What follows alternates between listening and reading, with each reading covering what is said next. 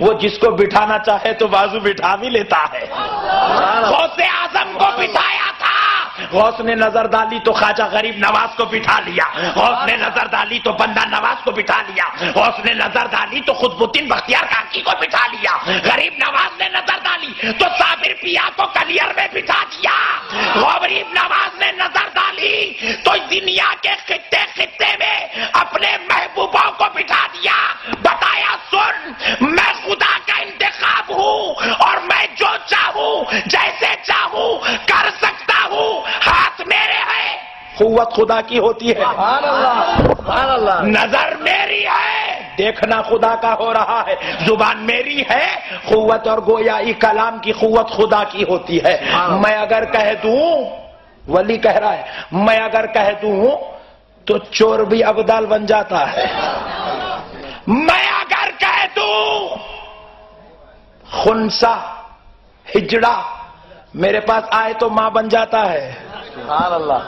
اس لیے اجمیر میں پورے خنسا ایک ساتھ آتے ہیں عرس میں. غریب نواز نے ان کو بیٹا دے دیا تھا. پیارے بزرگ اور دوستو، اللہ کے ولی کی نظر کا کمال ہے. اللہ کا ولی جو چاہتا ہے اللہ اسے پورا کرتا ہے، کیونکہ ولی خدا کا انتخاب ہے. کڑپا کی سیٹ چلے گئی تو کیا ہوا کہ مرکز سے کنیکشن ٹوٹ گیا تھا، حالات سنبھل نہیں رہے تھے تو پھر سے اب ٹینشن.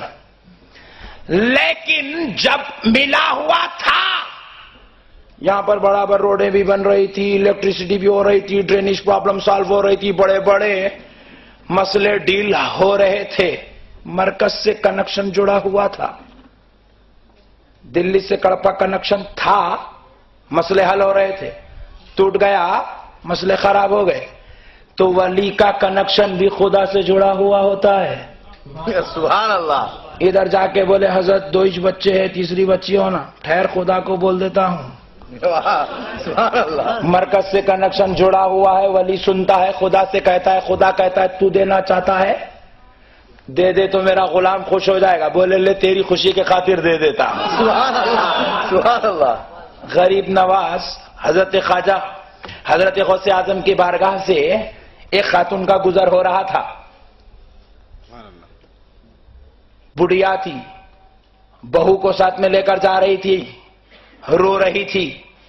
حضرت غوث اعظم بچے تھے، 7 سال کی عمر کے تھے، بال لے کر کھیل رہے تھے. غوث اعظم نے بڑھیا کو دیکھا، رحمت للعالمین کے خاندان کا ہے، کسی کو روتا ہوا نہیں دیکھ سکتا. پوچھا مائی کیوں رو رہی ہے؟ کہا تو بچہ ہے، تجھے کیا معلوم ہے؟ بول کے تو دیکھ لے بچہ ہے یا بوڑھا پتا چل جائے گا. کہا نہیں تو بچہ ہے. بولے مائی ذرا بول کے تو دیکھ. کہا یہ جو عورت میرے پیچھے ہے یہ میری بہو ہے، مجھے ایک ہی لوتا ایک بیٹا ہے اور یہ میری بہو کبھی ماں نہیں بن سکتی، اس لیے افسوس سے جا رہی ہوں. کہا مائی ٹینشن مت لے، جا اللہ تجھے 11 بیٹے دے دے گا. رونے والی چھوٹے بچے کے منہ سے بڑی بات سنی تو مسکرائی، چلے گئی. پیارے بزرگ اور دوستو، کیا ہوا؟ دوسرے ہی دن خبر ہو رہی ہے کہ بہو حاملہ ہے. اللہ کے ولی کی زبان سے نکل گیا بہو حاملہ ہے. حالانکہ شادی ہوئی کئی سال ہو گئے. پوچھا مائی ادھر کدھر سے آ رہی ہے، رو کیوں رہی ہے؟ کہا فلاں ولی کی بارگاہ میں گئی تھی، انہوں نے مراقبہ کر کے بتایا کہ میری بہو اب ماں نہیں بن سکتی، میرے بیٹے کے مقدر میں کوئی اولاد نہیں ہے، اس لیے رو رہی ہوں کیونکہ میرا نسب اور حسب یہاں ختم ہو جائے گا.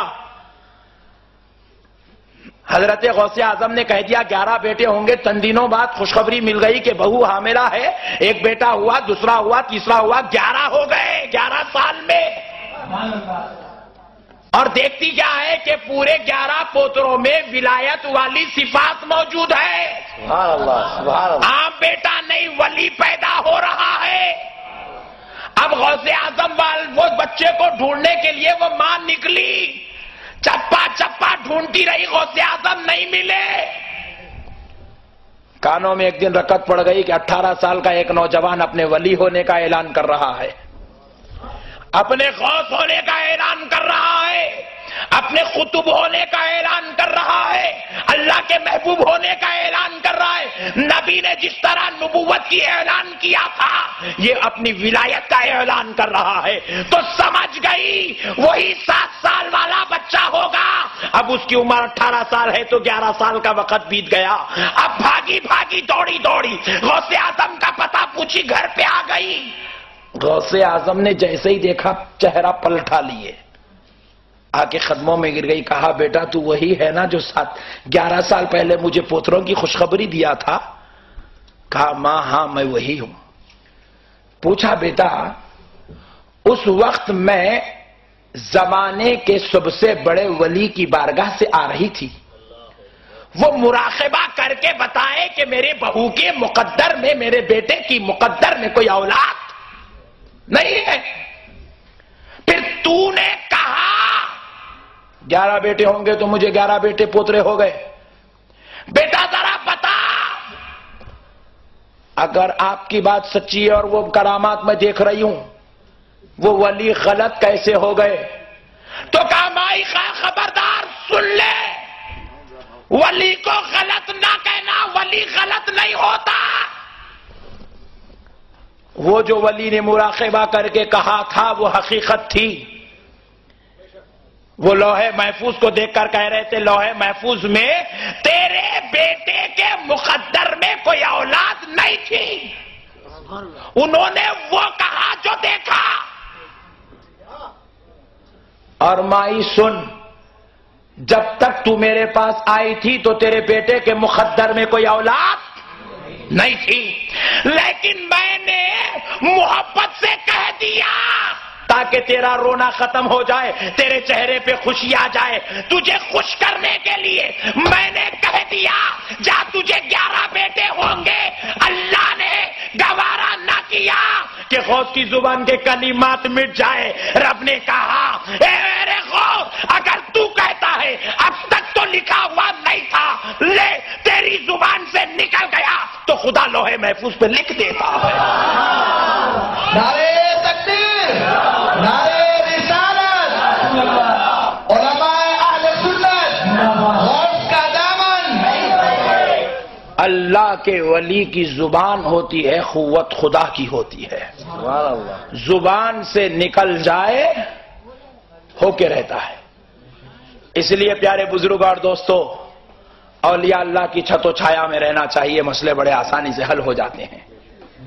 جو بزرگوں کا دامن چھوڑ دیتا ہے وہ تباہ و تاراج، نیست و نابود ہے۔ گلی گلی کوچے کوچے کھٹکا مارنے کے باوجود بھی پھر بھی کڑپا کا چورستہ غلاموں سے بھرا ہوا ہے۔ اب وہ